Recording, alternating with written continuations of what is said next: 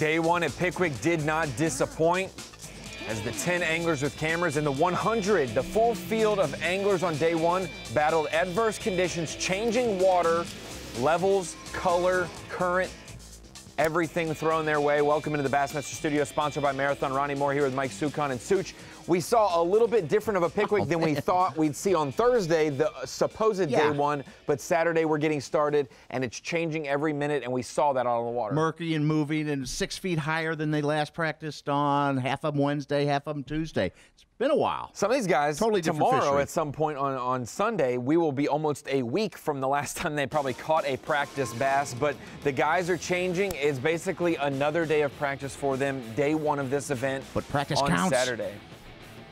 Pickwick, there's our fishery. Florence, Alabama, on the right side of your screen, our host town, going all the way to the Pickwick Dam up into Tennessee. And Greg Hackney, a guy sticking to his guns on knowing what he does well and sticking to it. Flipping a lot today, Such. He had a great practice, but he had a great practice in an area that was very dry, and now he's fishing dry land that he was around in practice. He kept talking he was going to move today, and he didn't catch anything over 212, Ronnie. He's down mired near 40th place. He's got 11.5 pounds, but he surely wanted to have some 4 or 5 pounders in there when he caught in practice. And Greg Hackney, definitely not the first day that he would want as the Angler of the Year leader, but it's not going to put him too far out of the competition. It's a survival day for a lot of our field. So having a limit is key. Having it around 12 pounds is okay. Obviously, 16 to 20 is much more desirable. A guy who is risking it all, unsure of how the dam would be.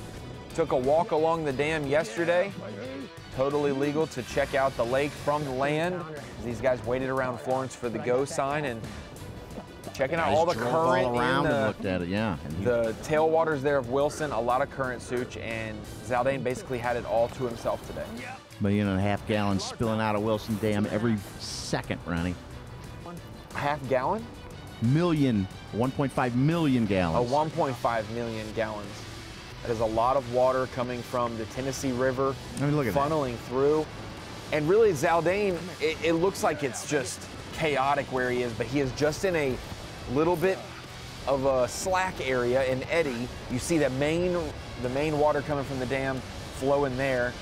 He's in a concealed spot, casting towards that current break with his swim bait, being able to catch a variety, largemouth and smallmouth. And the Wilson tail race is always produced when there's water flowing through there. 100%. And for a guy like Justin Atkins, who knows more about Pickwick Lake, Florence, Alabama, the native, the local, the hometown guy, he said he got sent on a wild goose chase this morning, caught a couple fish early on a spinnerbait, and he was like, I know what I'm going to do the rest of the day. And as he chased that pattern and went around, the water looked worse and worse, and he didn't like it. And he was stuck on 3 fish for a while. But then he made an adjustment this afternoon and was able to fill his limit later in the day than he wanted. 4-pounder late. That decoy bass will throw you, he says. Will indeed throw you, a phrase that Brandon Polinick has said. The decoy bass can lead you astray. Atkins got the car back on the tracks, and he is in a good position still after day one. Our top 20 right now. Brandon Polinick, the guy we just mentioned, talking about decoy bass, started off strong, one of our strongest competitors this morning. Number 2. Not going too far, maybe 10, 15 minutes from takeoff at most. Caught a fish on multiple different lures. Had some epic catches, including that one.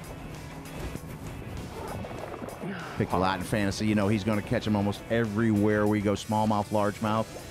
The Idaho angler can get it done, and he's a closer, too. I mean, this is day one, but you got to be in position, and he is certainly in our top 20 right now for sure, and in position. Look at it. He had the second highest pick percentage in bucket A, right behind Greg Hackney. Those two in the top bucket because they are doing well in the Bassmaster Angler of the Year standings.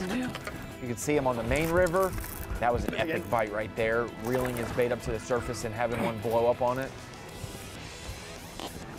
Polinick in a good position, fishing the main river, also up into some creeks and cuts. And this man, Scott Martin, traveled the least to catch the most early this morning, Such. Oh boy, did he. That's McFarland Park, our takeoff, and that looks like part of the stage right there, and he did most of his damage there very early. We got to talk to him on Skype a little bit for our bonus coverage, And Scott said, you know, a lot of these fish don't want to be in that really heavy current coming out of the Wilson Dam. There will be some that hunker in their stay. Those are the ones that Zaldain is catching. But the ones that want to get out of that current, where's the next place they go? They go down to the bridge. They go down to the takeoff, to the next good hard cover, and McFarland Park's riprap and that kind of out of the current area. You can see the current on the main river flying by right there. There's a lot of guys catching them up along all the way to the dam from the park, up and down both sides, I think, Ronnie. He caught a 5-pounder late, Scott Martin did. One of the best anglers in the Elite Series for fishing offshore, Buddy Gross, had that one misfortunate almost fish miss right there. About a 6-pounder. He said that he was going to catch a big one. But he stuck to his guns, Such, fishing offshore, what he knows how to do best. He knows Pickwick very well, a former winner here. Caught 2 big ones. At least 6-pounders, he's saying. He's the only one on Bass Track over 21 pounds. Yeah, we over know that 20. Weigh-in will confirm some of that for sure, but day one, the man on top throughout the whole day, basically, Buddy Gross, but he did have a slow morning, really trying to figure out where his fish went, where he needed to adjust. And about that midday, that 11 o'clock region, man, he was hitting that bell as hard as he could, and he was striking gold every single cast. Not being on the water for 3 days, Ronnie, they had to go in there kind of blind. Practice was thrown out. The water was 6 feet higher than it was. It's ripping. It's dingy. You don't know where to start. Most of these places were dry when they left practice Wednesday. Now they are completely flooded. Tomorrow, we will bring you coverage 8 a.m. to 3 p.m. Eastern Time. 8 a.m. starts our coverage on Fox Sports 1. We will see you there for Sunday's coverage. Remember, this event goes from Saturday all the way to Championship Tuesday. We'll see you tomorrow morning, 8 a.m.